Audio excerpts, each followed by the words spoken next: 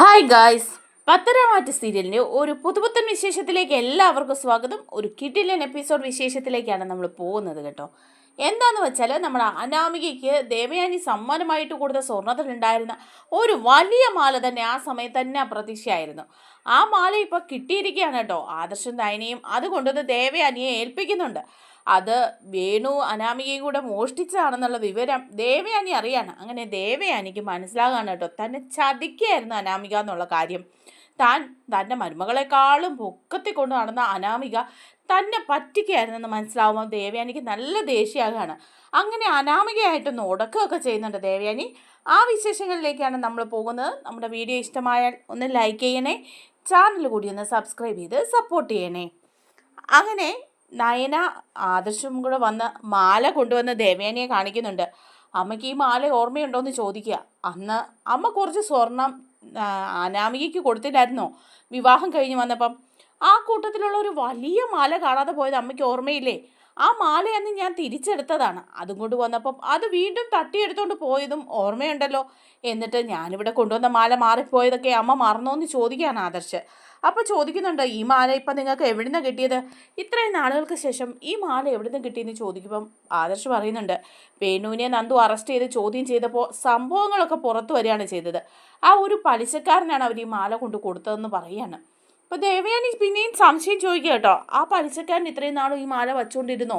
അതെന്തിന് പിന്നെ അനാമിക ഇവിടുന്ന് കള്ളത്തരം പറഞ്ഞ് കൊണ്ടുപോയി?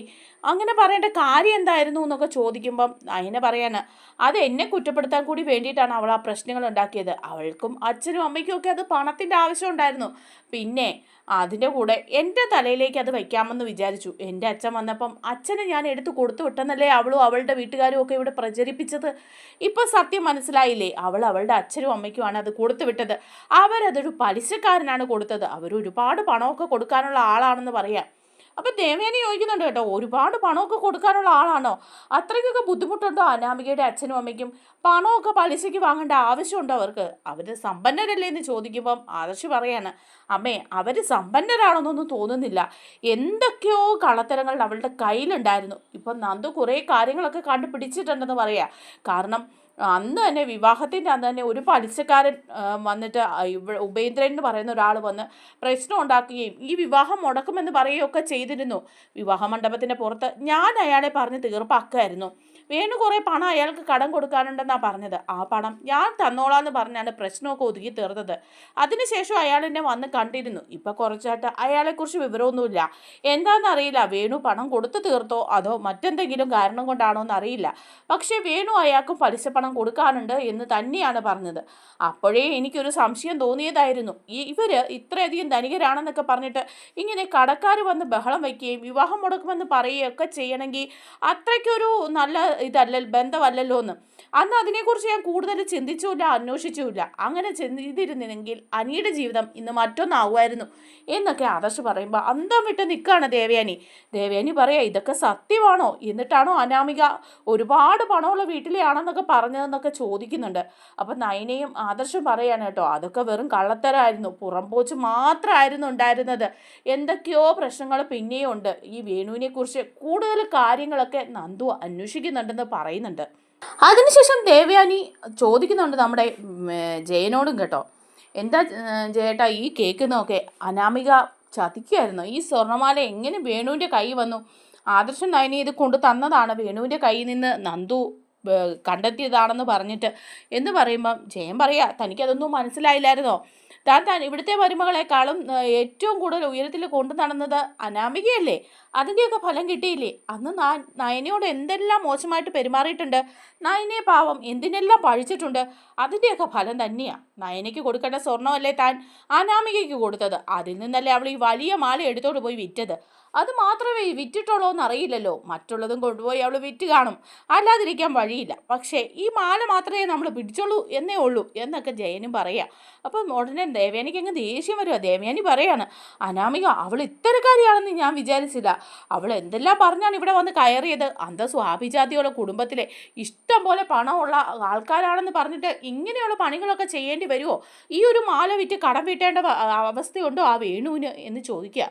അപ്പോൾ ജയനും പറയുന്നുണ്ട്, അങ്ങനെ ഒരു അവസ്ഥ ഉണ്ടായിട്ടല്ലേ വേണു അത് ചെയ്യേണ്ടി വന്നത്. കാരണം അന്നേ എനിക്ക് അറിയായിരുന്നു, പലരും പറയുകയും ചെയ്തു വേണുവിൻ്റെയും അനാമികയുടെയും കുടുംബത്തിൻ്റെയും പോക്ക് അത്ര പന്തിയല്ലെന്നുള്ള കാര്യം.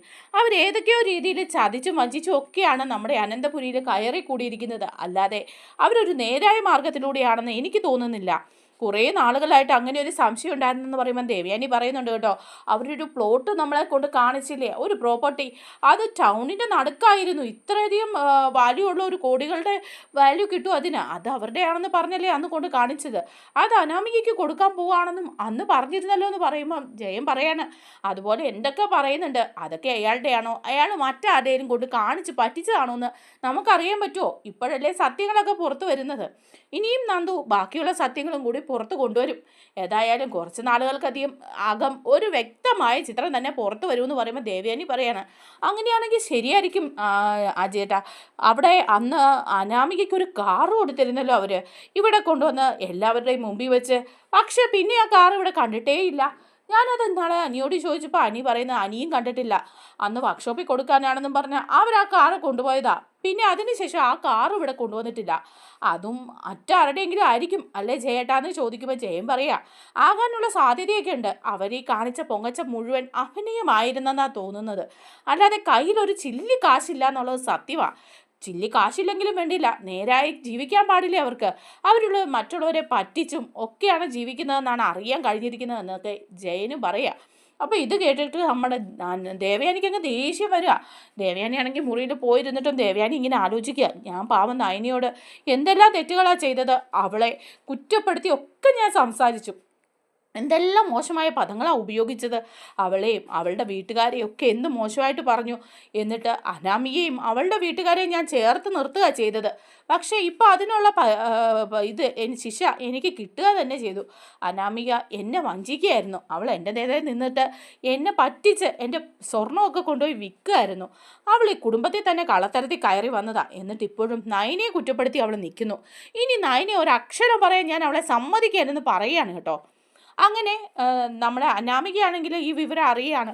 ദേവയാനിയുടെ കയ്യിൽ ഈ മാല കൊണ്ട് കൊടുത്തെന്നുള്ള കാര്യം അറിയാം. അപ്പം അനാമികയ്ക്ക് ആകെപ്പാടെ അങ്ങ് ടെൻഷൻ ആവുകയാണ്. ഇനിയിപ്പോൾ ദേവയാനി സത്യങ്ങളൊക്കെ അറിഞ്ഞല്ലോ, ഇനി എന്ത് പറഞ്ഞിട്ടാണ് ഇനി ഇങ്ങനെ ഇവിടെ പിടിച്ച് നിൽക്കുക എന്നുള്ള കാര്യം ആലോചിക്കുകയാണ് കേട്ടോ. അങ്ങനെ മുറിക്കകത്ത് കയറിയിട്ട് അനാമിക വിളിക്കുകയാണ് കേട്ടോ, അച്ഛനെയും അമ്മയും വിളിക്കുകയാണ്. എപ്പോഴും വിളിക്കുന്ന പോലെ തന്നെ വിളിച്ചിട്ട് അപ്പോൾ വേണു ആ ഫോൺ എടുക്കുന്നത് വേണുവിനോട് പറയാണ്, അത് അച്ഛാ എന്ത് പണി ഒപ്പിച്ചത്, അച്ഛൻ കാരണമല്ലേ ഇതെല്ലാം സംഭവിച്ചത്, അച്ഛനെ അറസ്റ്റ് ചെയ്തത് കൊണ്ടല്ലേ ആ മാല കിട്ടിയത്, എന്തൊരു കഷ്ടമാണെന്ന് നോക്കണേ, ഈ സത്യങ്ങളൊക്കെ വിളിച്ച് പറയാമോ എന്ന് ചോദിക്കുക. അപ്പം വേണു പറയുന്നുണ്ട്, ഞാൻ ഈ സത്യമൊക്കെ പറയാതെ പിന്നെ എന്ത് ചെയ്യുമെന്ന് നീ പറ. എന്നെ മോഷണ കേസിൽ അറസ്റ്റ് ചെയ്ത് ചോദ്യം ചെയ്ത് അന്വേഷിച്ചവർ ആ പലിശക്കാരനെയും കണ്ടെത്തി. പിന്നെ ആ മാല അവർക്ക് കിട്ടാതിരിക്കുമോ എന്ന് ചോദിക്കുകയാണ്. ഞാൻ പിന്നെ ഇനി എന്താ ചെയ്യേണ്ടതെന്ന് വേണു ചോദിക്കുമ്പോൾ പറയാം, എൻ്റെ പൊന്നച്ച, ഇവിടെ ഇപ്പോൾ ആ മാലയും കൊണ്ട് ആ നയനി ആദർശം വന്ന് ആ വല്യമ്മയുടെ കൈ കൊടുത്തു. ഇനിയിപ്പോൾ അവർ സത്യങ്ങൾ അറിഞ്ഞപ്പോൾ അവരെ ഞാൻ വഞ്ചിച്ചെന്നുള്ള രീതിയിൽ അവരെന്നെ ഇനി എന്തെല്ലാം പറയുമെന്ന് എനിക്കറിയില്ല. ഇവിടെ ഇനി പിടിച്ച് നിൽക്കാൻ പറ്റുമെന്ന് പോലും അറിയില്ല എന്ന് പറയുക. അപ്പോഴേക്കും രേവതിയുടെ കയ്യിലേക്ക് ഫോൺ കൊടുക്കുകയാണ് വേണു. അപ്പോൾ രേവതി പറയുന്നുണ്ട്, മോളെ നീ എന്ത് പറഞ്ഞിട്ടാണെങ്കിലും അവിടെ പിടിച്ച് നിൽക്കണം, അല്ലാതെ പറ്റില്ല എന്ന് പറയാം, നമ്മൾ ഈ കഷ്ടപ്പെട്ടതൊക്കെ വെറുതെ ആവുമെന്ന് പറയുക. അപ്പം അനാമിക്ക് പറയുന്നുണ്ട്, അതൊക്കെ നേര് തന്നെയാണ്, നമ്മൾ കഷ്ടപ്പെട്ടതൊക്കെ വെറുതെ ആകുന്ന മട്ട. അനിയാണെങ്കിൽ നമ്മൾ വിചാരിക്കുന്ന ഒരു അവസ്ഥയിൽ പോലും എത്തുന്നില്ല. അനിക്കാണെങ്കിൽ എപ്പോഴും ആ നന്ദു എന്നുള്ള വിചാരം മാത്രമേ ഉള്ളൂ. അവൻ അവളെ തന്നെ വിവാഹം കഴിച്ച് ഇങ്ങോട്ട് കയറ്റിക്കൊണ്ട് വരുമെന്നാണ് തോന്നുന്നത്. ഇനിയിപ്പോൾ അങ്ങനെ എന്തെങ്കിലും സംഭവിച്ചാൽ ഞാൻ അവനെ തട്ടിക്കളയാൻ പോലും മടിക്കില്ലമ്മയെന്ന് പറയുക. അപ്പോൾ രേവതി പറയാം, മോളെ നീ കടുങ്കയൊന്നും ചെയ്തേക്കല്ലേ, നിൻ്റെ ദേഷ്യവും ഭാവമൊക്കെ എനിക്കറിയാം. ഇപ്പം തന്നെ നമ്മളൊരു ചതിയുടെ പുറത്താണ്. അന്ന് പാലിൽ നമ്മൾ രണ്ടുപേരും കൂടി വിഷം ചേർത്ത് കൊടുത്തേന്നുള്ള വിവരം ആ നയനിക്കും അവളുടെ അനിയത്തിക്കുമാർക്കും ഒക്കെ അറിയാം. പക്ഷേ അതെങ്ങാനും ആ നന്ദു എടുത്ത് അന്വേഷിച്ച് നമ്മളെ അറസ്റ്റ് ചെയ്താൽ നമ്മൾ രണ്ട് ജീവിതകാലം മുഴുവൻ കിടക്കും. നിൻ്റെ വല്യമ്മ ആ പാല് കുടിച്ചിട്ടല്ലേ ചാറായി കരൾ പോയി കിടന്നതെന്ന് പറയണം. അതുകൊണ്ട് എൻ്റെ ആ തള്ള ആ പാല് കുടിച്ചപ്പോഴേ അങ്ങ് പോയിരുന്നെങ്കിൽ ഇന്ന് എനിക്ക് ഈ ബുദ്ധിമുട്ടൊന്നും നേരിടേണ്ടി വരികയില്ലായിരുന്നു. അവർക്കിപ്പോൾ ഈ സ്വർണ്ണമാല കിട്ടുകയില്ലായിരുന്നു. ഇനിയിപ്പോൾ ഇവിടെ കിടന്ന് എന്തെല്ലാം ഞാൻ അനുഭവിച്ചാൽ അവരുടെ വായിലിരിക്കുന്നത് മുഴുവൻ ഞാനിനി കേൾക്കേണ്ടി വരുമല്ലോ അമ്മയെന്നൊക്കെ പറയാം. അപ്പോൾ ഇത് നമ്മുടെ ദേവയാനി കേട്ടോണ്ട് നിൽക്കുക. ദേവയാനിക്ക് നല്ല കലിപ്പായിട്ട് ഈ കാര്യങ്ങളൊക്കെ ചോദിക്കാൻ വേണ്ടിയിട്ട് വരുമായിരുന്നു അനാമികയോട്. അപ്പോഴാണ് അവളിങ്ങനെ ഫോൺ വിളിക്കുന്നത് കേൾക്കുന്നത്. അപ്പോൾ പാലിൽ വിഷം ചേർത്ത് കൊടുത്തെന്നും ദേവയാനി അതെടുത്ത് കുടിച്ചാൽ മരിക്കാൻ കിടന്നെന്നും മരിക്കാതിരുന്നത് കഷ്ടമായി പോയി പോയി, അന്നേ അവരുടെ ജീവൻ പോകണ്ടായിരുന്നെന്നൊക്കെ അനാമിക പറയുന്നത് അങ്ങ് കേൾക്കുമ്പം ദേവയാനിക്ക് നല്ല കാലിൻ്റെ പെരുവിരൽ മുതൽ തരിച്ച് കയറുക, അവിടെ ഇങ്ങനെ നിൽക്കുക. അപ്പോൾ പിന്നെയും പറയുകയാണ് അനാമിക, അതേ വേറൊന്നുമല്ല, അതേ അവരങ്ങ് തട്ടിപ്പോയെങ്കിൽ മതിയായിരുന്നു, ഇപ്പോൾ ഈ കേസും കൂട്ടവും വേറെ പ്രശ്നങ്ങളൊന്നും ഇല്ലാതെ എനിക്കിവിടെ പിടിച്ച് നിൽക്കായിരുന്നു എന്നൊക്കെ പറയാണ്. പിന്നെ ഇപ്പം അതിലും വലിയ പ്രശ്നമായി, ഇനി അവരെന്തൊക്കെയാണ് എന്നോട് എങ്ങനെയൊക്കെയാണ് പെരുമാറാൻ പോകുന്നതെന്ന് ആർക്കറിയാം. ഹോ, എന്തൊരു കഷ്ടമാണ്. കുറച്ച് സ്വത്തും പണവും കണ്ടാ ഞാൻ ഈ അനന്തപുരി വന്ന് കയറിയത്. ഇതിപ്പോൾ വെറുതെ ആകുന്ന മട്ട. വെറുതെ മാത്രമല്ല, അകത്ത് കിടന്ന് അഴിയെണ്ണേണ്ട അവസ്ഥ കൂടി വരുമല്ലോ നമ്മൾ ഒപ്പിച്ചു വെച്ച കാര്യങ്ങളൊക്കെ. പിന്നെ അച്ഛനൊരു ഫ്രോഡാണെന്ന രീതിയിലുള്ള സംസാരമൊക്കെ ഇവിടെ ഉണ്ട്. അതുകൊണ്ട് ആ കാര്യത്തിൽ നമ്മൾ സൂക്ഷിക്കണം എന്നൊക്കെ പറയണം. അപ്പം രേവതി പറയാം, മോളെ അനിയുടെ സ്വത്തിൻ്റെ കാര്യത്തിൽ എന്താ ചെയ്യേണ്ടത് നമ്മൾ? അവനെന്തായാലും അനന്തപുരിയിൽ ഒരു വിഹിതമുണ്ട്, അത് നിൻ്റെ പേരിലേക്കായി കിട്ടണം. അതുവരെ അവിടെ പിടിച്ചു നിൽക്കാൻ നിനക്ക് പറ്റിയില്ലേ എന്ന് രേവതി ചോദിക്കുമ്പോൾ അനാമിക പറയാം, അവനെ തട്ടിയിട്ടാണെങ്കിലും ഞാൻ ഇക്കാര്യം സാധിച്ചെടുക്കും. അവൻ എൻ്റെ വഴിക്ക് വരുമെന്നൊന്നും തോന്നുന്നില്ല. അവന് ഡിവോഴ്സ് കൊടുക്കാൻ പറഞ്ഞ് അവൻ എന്നെ നിർബന്ധിക്കുന്നുണ്ട്. പക്ഷേ ഞാൻ അവനെയും നന്ദുവിനെയും ഒന്നിച്ച് ജീവിക്കാൻ അനുവദിക്കുകയില്ല. അതുകൊണ്ട് തന്നെ അവനെ ഞാൻ ചിലപ്പോൾ ഇല്ലായ്മ ചെന്നിരിക്കും, എന്നിട്ട് ഞാനതൊരു ആത്മഹത്യയാക്കി മാറ്റും. ഇപ്പോഴത്തെ ട്രെൻഡ് അതല്ലേ അമ്മേ എന്നൊക്കെ ചോദിക്കുക. ഇതൊക്കെ നമ്മുടെ ദേവയാനി കേട്ട് കഴിയുമ്പോൾ ദേവയാനിക്ക് പിന്നെ ഒന്നും മിണ്ടാനില്ല. ദേവയാനി ആകപ്പാടെ തരിച്ചിങ്ങനെ നിൽക്കുക. ദേവയാനി ഒന്നും കേൾക്കാത്ത ഭാവത്തിന് പോവുകയാണ് കേട്ടോ. കാരണം ആ സമയത്ത് അനാമികയുടെ മുമ്പിലേക്ക് വന്നു കഴിഞ്ഞാൽ അവിടെ പിന്നെ അതിലും വലിയൊരു പുകിലാണ് ഉണ്ടാകാൻ പോകുന്നത് ദേവയാനി. ഇതൊന്നും അറിയാത്ത പോലെ മാറുക. കാരണം അനിയെ കൂടെ കൊല്ലുമെന്ന് പറയുമ്പോൾ ദേവയാനിക്ക് അതൊന്നും സഹിക്കാൻ പറ്റാതെ ദേവയാനി മിണ്ടാതെ മാറുകയാണ്. അങ്ങനെ ഇരിക്കുമ്പോൾ മുത്തശ്ശൻ്റെയും മുത്തശ്ശിയുടെയും അടുത്തേക്ക് ചെല്ലുക ദേവയാനി. എന്നിട്ട് പറയാണ്, അച്ഛനോടും അമ്മയോടും എനിക്ക് ചില കാര്യങ്ങളൊക്കെ പറയാനുണ്ടെന്ന് പറയുമ്പം അവർ ചോദിക്കുക, എന്താ ദേവയാനി എന്ന് ചോദിക്കുമ്പോൾ പറയാണ്, അനാമികയെക്കുറിച്ച് തന്നെയാണ് പറയാനിരിക്കുന്നത്. അനാമിക അനിക്ക് ചേർന്ന പെണ്ണൊന്നുമല്ല. അനിയുടെ ജീവിതം അനാമികയുടെ കൂടെ ഭയങ്കര ഡേഞ്ചറാണെന്ന് പറയാണ്. അപ്പം മുത്തശ്ശൻ ചോദിക്കുന്നുണ്ട്, അതെന്താ എന്ന് ചോദിക്കുമ്പം അനിയെ കൊല്ലാൻ വരെ അവൾ സാധ്യതയുണ്ട്. അവൾ സംസാരിക്കുന്നത് ഞാൻ കേട്ടതാ അച്ഛാ. എന്തായാലും നന്ദു തന്നെയായിരുന്നു അവന് ഭാര്യയായിട്ട് വരേണ്ടത്. ഇതിപ്പം അന്ന് ഈ വിവരങ്ങളൊന്നും ഇവർ പറയാതിരുന്നത് കൊണ്ടും ഞാനിങ്ങനെ ദേഷ്യത്തിലൊക്കെ നിന്നത് കൊണ്ടും ഒക്കെയായി. ഇല്ലെങ്കിൽ ഇപ്പം അവൻ സമാധാനത്തോടും സന്തോഷത്തോടും ജീവിച്ചേനെ. അനിയുടെ അവസ്ഥ ഓർക്കുമ്പോൾ എനിക്ക് വിഷമമുണ്ടെന്ന് പറയുമ്പോൾ മുത്തശ്ശൻ പറയാണ്, അതൊക്കെ ശരിയാവും, അനാമികയുടെ സ്വഭാവമൊക്കെ മാറുമെന്നല്ലേ നമ്മൾ വിചാരിക്കുന്നതെന്ന് പറയാം. അപ്പോൾ ദേവയാനി കാര്യങ്ങളൊക്കെ പറയുന്നുണ്ട്. അവൾ മാറാനൊന്നും പോകുന്നില്ല. അവളൊരു പെരും കള്ളിയാണ്. അവൾ അന്ന് എൻ്റെ മാല മോഷ്ടിച്ചുകൊണ്ട് പോയി വിറ്റത്. എന്നിട്ട് അത് പാവം നയനിയുടെ തലയിൽ ഇടാനായിട്ട് നോക്കി. നയനിയും അതുപോലെ ഗോവിന്ദനെയൊക്കെ അതിൻ്റെ പേരിൽ നമ്മൾ എത്രമാത്രം കുറ്റപ്പെടുത്തിയതാണെന്ന് അച്ഛനും അമ്മയ്ക്കും ഒക്കെ അറിയില്ലെന്ന് ചോദിക്കുമ്പോൾ മുത്തശ്ശൻ പറയുന്നുണ്ട്, ഞാൻ കുറ്റപ്പെടുത്തിയിട്ടില്ല. ഒരിക്കലും ഗോവിന്ദനെയും നയനെയും ഞങ്ങളാരും കുറ്റപ്പെടുത്തിയിട്ടില്ല. നീയല്ലേ ദേവയാനി അത് ചെയ്തത്? ഇപ്പോഴെങ്കിലും നിനക്ക് സത്യമൊക്കെ മനസ്സിലായില്ലേ എന്ന് മുത്തശ്ശൻ ചോദിക്കുന്നുണ്ട് ദേവയാനിയോട്. അപ്പോൾ ദേവയാനി പറയാം, ശരിയാ, ഞാൻ ഒരുപാട് നയനെ തെറ്റിദ്ധരിച്ചു. അതിനുള്ള ശിക്ഷ എനിക്ക് കിട്ടി. അന്ന് പാലിൽ വിഷം ചേർത്ത് വച്ചത് ആ അനാമികയും അവളുടെ അമ്മയും കൂടി ചേർന്നാണെന്ന് മുത്തശ്ശനോട് പറയുമ്പോൾ മുത്തശ്ശൻ ചാടി എണീക്കുകയാണ്. ഹോ, അങ്ങനെ ഒരു കാര്യം കൂടി അവർ ചെയ്തോ? നിനക്ക് എങ്ങനെ ഇത് മനസ്സിലായി ദേവയാനി എന്ന് ചോദിക്കുക. അപ്പോൾ ദേവയാനി പറയുന്നുണ്ട്, അത് അവർ ഫോണിൽ പറയുന്നത് ഞാൻ കേട്ടതാന്ന് പറയുകയാണ് കേട്ടോ. അതുപോലെ ഇക്കാര്യത്തിൽ നയനയ്ക്കുമൊക്കെ സംശയം ഉണ്ടായിരുന്നു. പക്ഷേ നയന ആ കാര്യമൊന്നും ഇവിടെ പറഞ്ഞില്ല എന്നേ ഉള്ളൂ. വെറുതെ ഒരു പ്രശ്നം ഈ കുടുംബത്തിൽ ഉണ്ടാക്കണ്ടല്ലോ എന്നോർത്ത്. അത് പക്ഷേ ഇപ്പം അനാമികയുടെ വായിൽ നിന്ന് തന്നെ ഞാൻ കേട്ടെന്ന് പറയുമ്പോൾ മുത്തശ്ശൻ പറയാ, അങ്ങനെയാണെങ്കിൽ ആ പെരുങ്കള്ളിയെ ഇവിടെ നിർത്താൻ പാടില്ല. അവൾ ദ്രോഹിയാണ്. അവൾ നിന്നെ കൊല്ലാൻ വേണ്ടിയിട്ടാണോ പാലിൽ വിഷം വെച്ചതെന്ന് ദേവയാനി എന്ന് ചോദിക്കുമ്പോൾ ദേവയാനി പറയുന്നുണ്ട്, അത് എന്നെ കൊല്ലാനല്ല, അത് നവ്യയുടെ വയറ്റിലുള്ള കുഞ്ഞിനെയും കൊല്ലാനായിരുന്നു എന്ന് പറയുമ്പോൾ മുത്തശ്ശി പറയുക, എന്തൊരു ദുഷ്ടയാണ് അവൾ. ഈ കുഞ്ഞിനെയും നവ്യയും കൊല്ലാൻ വേണ്ടിയിട്ട് അവൾ പാലിൽ വിഷം ചേർത്ത് വയ്ക്കുക എന്നൊക്കെ പറഞ്ഞാൽ ഇവളും ഒരു പെണ്ണല്ലേ എന്നൊക്കെ മുത്തശ്ശി പറയുക. അപ്പോൾ മുത്തശ്ശൻ പറയുന്നുണ്ട്, അങ്ങനെയുള്ള ഒരാൾ ഈ അനന്തപുരിയിൽ ജീവിക്കുന്നത് നമ്മുടെയൊക്കെ ജീവന് തന്നെ ആപത്തല്ലേ. എപ്പോഴാണ് ഇവള് പ്രായമായി എന്നെ ഇങ്ങനെ ഒക്കെ കൊല്ലാൻ വേണ്ടിയിട്ട് നോക്കുന്നതെന്ന് അറിയില്ലല്ലോ എന്ന് പറയുമ്പം ദേവയാനി പറയാ, അതൊക്കെ സത്യമാണ്. പക്ഷേ അവൾ എനിക്ക് ഡിവോഴ്സ് കൊടുക്കുമെന്നൊന്നും തോന്നുന്നില്ല. ഈ സ്വത്തും പണവും ഒക്കെയാണ് അവളുടെ മനസ്സിലുള്ളത് എന്ന് പറയുകയാണ്. അപ്പം മുത്തശ്ശൻ പറയുന്നുണ്ട്, എന്തായാലും അനന്തപുരിയിൽ നിന്ന് ഒരു ചില്ലി കാശ് പോലും അവൾക്ക് ഞാൻ കൊടുക്കില്ല എന്ന് പറയുകയാണ്. കാര്യങ്ങളൊക്കെ ശരിയാവട്ടെ, അന്നേരം നമുക്ക് തീരുമാനിക്കാം. കേസും കോടതിയും ഒക്കെ വരുമല്ലോ, അപ്പോൾ അവൾക്ക് കൊടുക്കണോ വേണ്ടിയോ എന്ന് തീരുമാനിക്കാം ദേവയാനി. ഇപ്പം നീയായിട്ട് ഈ പ്രശ്നങ്ങളൊന്നും എടുത്തിടണ്ട. കാരണം ജാനകി അവളെ എപ്പോഴും സപ്പോർട്ട് ചെയ്ത് തന്നെ നിൽക്കുകയാണ്. പിന്നെ അനി കൂടി ഈ വിവരങ്ങളൊക്കെ അറിഞ്ഞു കഴിഞ്ഞാൽ അവരുടെ വഴക്ക് ഒന്നുകൂടി കൂടത്തേ ഉള്ളൂ എന്നൊക്കെ മുത്തശ്ശൻ പറഞ്ഞു കൊടുക്കുന്നുണ്ട് ദേവയാനിയോട്.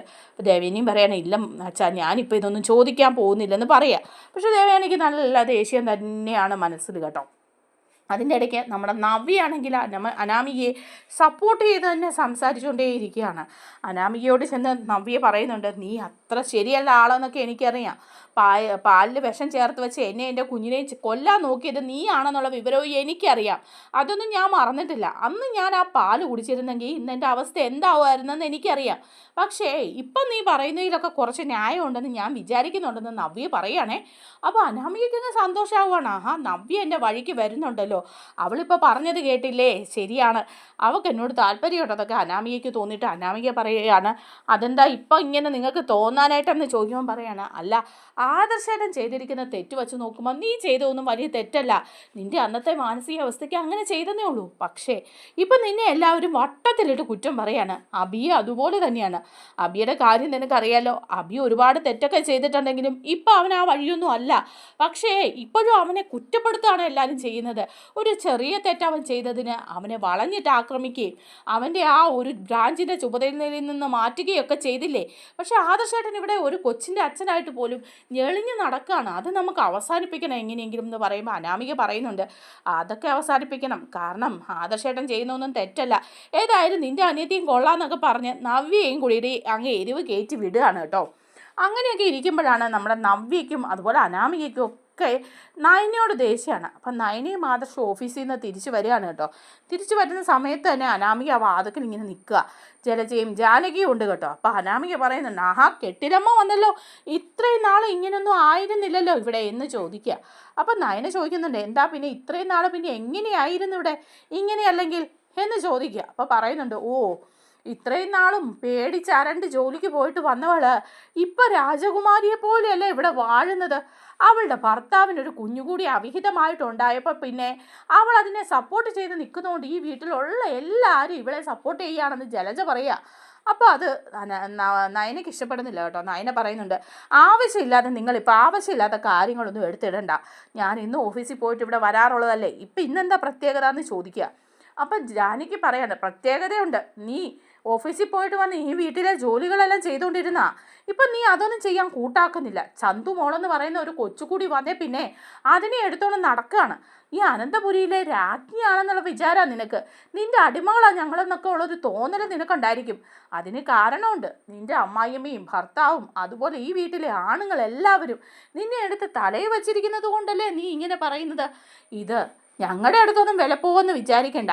ആരൊക്കെ എടുത്ത് നിന്നെ തലയിൽ വച്ചാലും ഞങ്ങളാരും അതൊന്നും അംഗീകരിക്കാനും പോകുന്നില്ല എന്ന് പറഞ്ഞ് ഇവർ മനഃപൂർവ്വം വഴക്കിനായിട്ട് തന്നെ നിൽക്കുകയാണ് കേട്ടോ. അപ്പോൾ ഉടനെ തന്നെ നയന പറയുന്നുണ്ട്, ആരും എൻ്റെ അടുത്ത് വഴക്കിനൊന്നും വരണ്ട. ഞാൻ സാധാരണ ജോലി കഴിഞ്ഞ് വന്നിട്ട് അടുക്കളയിൽ കയറി ജോലി ചെയ്യാറുണ്ട്. പോരാത്തതിന് ഇവിടെ അമ്മയും ഇപ്പോൾ അടുക്കളയിൽ കയറി ജോലിയൊക്കെ ചെയ്യുന്നുണ്ട്. പിന്നെ നിങ്ങളിപ്പോൾ മനഃപൂർവ്വം ഇവിടെ നിന്ന് എന്ത് ജോലി ചെയ്യിക്കാനാണാവോ എന്ന് ചോദിക്കുമ്പോൾ ഉടനെ അനാമിക പറയാം, അടുക്കളയിൽ ഒരുപാട് ജോലികളുണ്ട്. വൈകിട്ടത്തേക്ക് എന്തെങ്കിലും വായിക്ക് രുചിയായിട്ട് സ്പെഷ്യൽ ഫുഡ് എന്തെങ്കിലും വേണം, പെട്ടെന്ന് പോയി പ്രിപ്പയർ ചെയ്യുക, അല്ലാതെ പഴയ അധികാരമൊക്കെ വെച്ചുകൊണ്ട് ഞങ്ങളുടെ മുമ്പിൽ നിൽക്കാൻ വരണ്ടാന്ന് പറയുക. അപ്പോൾ ഇത് കേട്ടോണ്ട് നമ്മുടെ ദേവയാനി അവിടെ നിൽക്കുക കേട്ടോ. അപ്പോൾ ദേവയാനി വന്നിട്ട് ചോദിക്കുന്നുണ്ട്, എന്താ അനാമിക, എന്താ ഇപ്പം നീ പറഞ്ഞത്? നയന നിനക്ക് വേണ്ടി സ്പെഷ്യൽ ഫുഡ് പ്രിപ്പയർ ചെയ്യണമെന്നോ? അപ്പോൾ അനാമിക പറയാം, അതെ, എനിക്ക് അത്താഴത്തിന് എന്തെങ്കിലും സ്പെഷ്യൽ വേണം. എനിക്കാണെങ്കിൽ അടുക്കളയിൽ കയറിയൊന്നും ഉണ്ടാക്കാനും വയ്യ. പിന്നെ ഇവളല്ലാതെ വേറെ ആരാ ഉണ്ടാക്കുന്നത്? ഈ വീട്ടിൽ വന്ന കാലം തൊട്ട് ഇവിടുത്തെ ജോലിയെല്ലാം ചെയ്തുകൊണ്ടിരുന്നത് ഇവളല്ലേ. ഇപ്പം എന്താ ഇത്ര മാറ്റം വരാൻ എന്ന് ചോദിക്കുമ്പം ഉടനെ നമ്മുടെ ജലജയം പറയാം, ശരിയാ, നമ്മൾ കുറച്ച് നാളൊന്ന് അഴഞ്ഞു കൊടുത്തു. ഇപ്പം ഇവളത് കാരണം തലയിൽ കയറിയിരുന്ന് കൊത്തുക. ഇവളുടെ അനിയത്തി SI ആയെന്ന് വെച്ചേ നമുക്കാർക്കും പേടിച്ച് നിൽക്കേണ്ട കാര്യമൊന്നുമില്ല എന്ന് പറയുമ്പം ദേവയാനി പറയാം, അതെ നയന നിങ്ങളുടെ ആരുടെയും വേലക്കാരിയൊന്നുമല്ല, അവൾ ഈ വീട്ടിലെ മൂത്ത മരുമകളാണ്, അതായത് എൻ്റെ മരുമകൾ. അവൾ എന്തെല്ലാം ചെയ്യണമെന്ന് ഞാനാണ് തീരുമാനിക്കുന്നത്, അല്ലാതെ നിങ്ങൾക്ക് ആർക്കും വീട്ടുവേല ചെയ്യാനല്ല അവൾ ഇവിടെ വന്നിരിക്കുന്നത്. അത് ഓർത്താക്കോളാം. പിന്നെ അനാമികെ, നിനക്കിവിടെ എന്താ പണി? നയന ഓഫീസിൽ പോയി നന്നായിട്ട് കഷ്ടപ്പെട്ടിട്ടാണ് ഈ വീട്ടിൽ വരുന്നത്. നിനക്കെന്താ പണി? നീ ഇവിടെ ചുമ്മാ ഇരുന്ന് പരദൂഷണം പറയല്ലേ നിങ്ങൾ മൂന്നും കൂടി. നിങ്ങൾക്ക് അടുക്കളയിൽ കയറി സ്പെഷ്യൽ ഫുഡോ എന്ത് വേണമെങ്കിലും ഉണ്ടാക്കാമല്ലോ. അനാമിക, ഇനി മേല നയനെ ഭരിച്ചുകൊണ്ട് വരരുത്. അതിനുള്ള ഒരു അവകാശവും അധികാരവും നിനക്കില്ല. ഇവിടെ ആരും അത് തന്നിട്ടുമില്ല. നയനയുടെയൊക്കെ ജോലി നീയൊക്കെ ചെയ്യേണ്ടതാണെന്ന് പറയാം. അപ്പോൾ ഉടനെ ജലജ പറയാം, പിന്നെ അവളുടെ വിലക്കാരിയല്ലേ ഞങ്ങൾ, അവളുടെ ജോലി ഞങ്ങൾക്ക് ചെയ്യാൻ. ഏടത്തിക്ക് എന്തെങ്കിലും ചായ ഉണ്ടെങ്കിൽ അങ്ങനെ അങ്ങോട്ട് ഇരുന്നോട്ടെ, പക്ഷെ ഞങ്ങളെ ഭരിക്കാനൊന്നും വരണ്ട. ഏടത്തിക്ക് അവൾ കരൾ തന്നിട്ടുണ്ടെങ്കിൽ അത് ഏടത്തിക്ക് കൊള്ളാമെന്ന് പറയാണ്. അപ്പോൾ ഉടനെ തന്നെ ദേവയാനി പറയാം, എനിക്ക് അവൾ കരൾ തന്നിട്ടുണ്ട്, അതിന് കാരണക്കാരൻ ഇവളല്ലേ എന്ന് ചോദിക്കുക. ജലജ, നിനക്കും അറിയില്ലേ ഇവള് പാലിൽ വിഷം ചേർത്ത് വെച്ചതുകൊണ്ടല്ലേ ഞാൻ അവസ്ഥയിലായത് എന്ന് ചോദിക്കുമ്പോൾ ജലജയെ ഒന്ന് പരുങ്ങുന്നുണ്ട്. കാരണം ജലജയ്ക്കും സംഭവമൊക്കെ അറിയാമായിരുന്നല്ലോ, ഈ സംഭവം ചെയ്തത് രേവതിയും അനാമികയും കൂടിയാണെന്ന്. അപ്പോഴേക്കും അനാമിക പറയുന്നുണ്ട്, പിന്നെ അതിനെന്താ തെളിവ് നിങ്ങളുടെ കയ്യിലുള്ളത്? ഓ, ഇനി ഒരു SI ഉണ്ടല്ലോ, അവൾ തെളിവ് കൊണ്ടുവരുമായിരിക്കും ഞങ്ങളെ അറസ്റ്റ് ചെയ്യാൻ. ഞാൻ അങ്ങനെയൊന്നും ചെയ്തിട്ടില്ല, എൻ്റെ അമ്മയും ചെയ്തിട്ടില്ല. ഇവള് ഈ നയനയായിരിക്കും ചെയ്തത്, അവളുടെ ചേച്ചിയുടെ കുഞ്ഞിനെ കൊല്ലാൻ വേണ്ടിയിട്ട്, അല്ലെങ്കിൽ നിങ്ങളെ കൊല്ലാൻ വേണ്ടിയിട്ട്. എന്നിട്ട് ഇപ്പം ഇനി എൻ്റെ തലയിലേക്ക് ആ കേസ് കൂടി കെട്ടിവെക്കാമെന്നായിരിക്കും നിങ്ങൾ വിചാരിക്കുന്നത് അല്ലേ എന്നൊക്കെ അനാമികയെ ചോദിക്കുക. അപ്പോൾ ഉടനെ തന്നെ ദേവയാനി പറയാം, അനാമികയെ, നീ ഇനി ഒരക്ഷരം നീ മിണ്ടരുത്. ഒരുപാട് ഞാൻ ക്ഷമിച്ചു, ഈ പല പ്രാവശ്യവും നിന്നോട് ഞാൻ ചോദിക്കണം എന്ന് ഓർത്തതാ, ചോദിക്കാതെ ഇരുന്നാ. നയനയ്ക്ക് പോലും കൊടുക്കാതെ അന്ന് ഞാൻ നിനക്ക് കുറേ സ്വർണം തന്നിരുന്നു, ആ സ്വർണ്ണമൊക്കെ ഇപ്പം നിൻ്റെ കയ്യിലുണ്ടോ എന്ന് ചോദിക്കുമ്പോൾ അനാമിക ഒന്ന് ഞെട്ടിപ്പോവുക. ആ സ്വർണത്തിന് ഒരു മാലയെ കളവ് പോയുള്ളെന്നാണ് നീ പറഞ്ഞത്. ആ മാലയാണ് ഇപ്പം ആ പലിശക്കാരൻ്റെ കയ്യിൽ നിന്ന് നന്ദു വീണ്ടെടുത്ത് എൻ്റെ കൊണ്ട് തന്നിരിക്കുന്നത് എന്ന് പറയുമ്പോഴും അനാമിക ഞെട്ടിപ്പോവാണ്. ആ മാല ഞാൻ നിനക്ക് വിശ്വാസത്തോടെ തന്നതല്ലേ, അത്രയും സ്വർണവും ഞാൻ നയനയ്ക്ക് പോലും കൊടുക്കാതെ നിനക്ക് തന്നതാ. എന്നിട്ട് നീ എന്നെ പറ്റിക്കുകയായിരുന്നല്ലേ, ചതിക്കുകയായിരുന്നല്ലേ. നീയും നിൻ്റെ അച്ഛനും അമ്മയും കൂടി അത് കൊണ്ടുപോയി വിറ്റ് പുട്ടടിച്ചല്ലേ.